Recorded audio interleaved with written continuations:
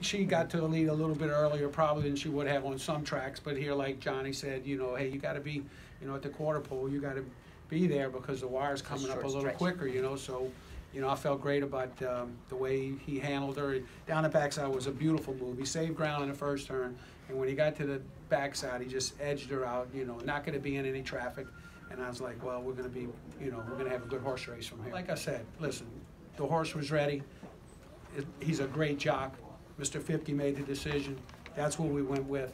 And he rode her great. She ran great. And I'm very happy about it. Timing and consistency. Johnny's the best. When you won this race before with Unbridled Elaine, it was a filly you had earlier in her career, and you got her back, you know, maybe a few weeks before the race. This filly, you trained her mother, won the Oaks with her.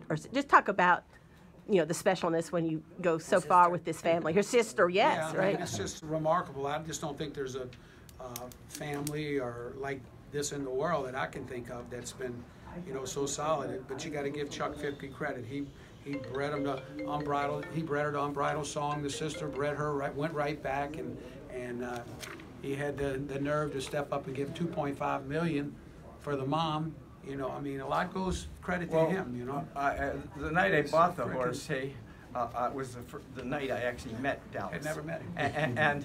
And the thing is I had looked at all of the mares, hey, and I always liked to buy the best confirmed mare, and the best confirmation mare in the whole place was Lemons Forever, who had won the Kentucky Oaks, and he just before she sold, they showed a picture of her winning the Kentucky Oaks, and she won by a big margin, and I thought to myself, this is going to be expensive. It was.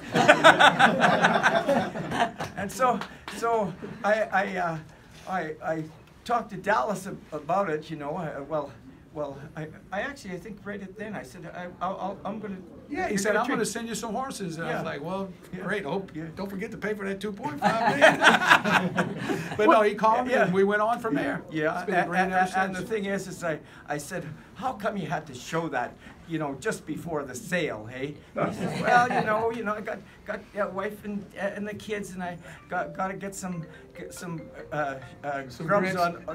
on the table, you know. This filly had an injury, not a bad injury, after the last Breeders' Cup, and we did surgery on her. Chuck could have retired her. She was already a Grade 1 winner, but it wasn't severe, and Chuck's like, I want to keep going with her.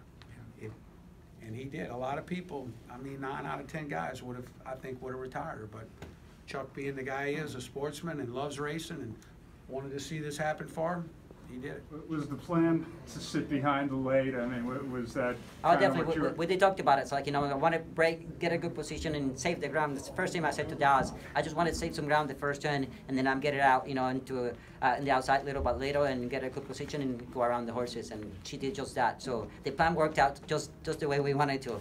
You know, sometimes you can't draw it the way you want to, and it doesn't show up. It just happened that, you know, she was there for me. Let's put it that way. She did everything I asked her to do, and she responded for everything I wanted to do. It's easy when you have a job like that, and the horses respond for you. It's hard to find a diamond mine or winning the Breeders' Cup race. Questions.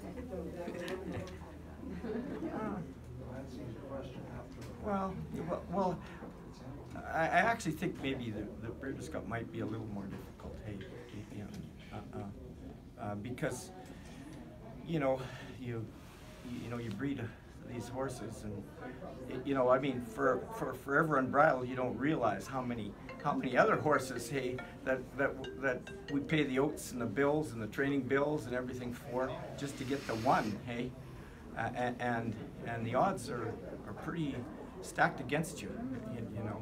But That shows how special the family is.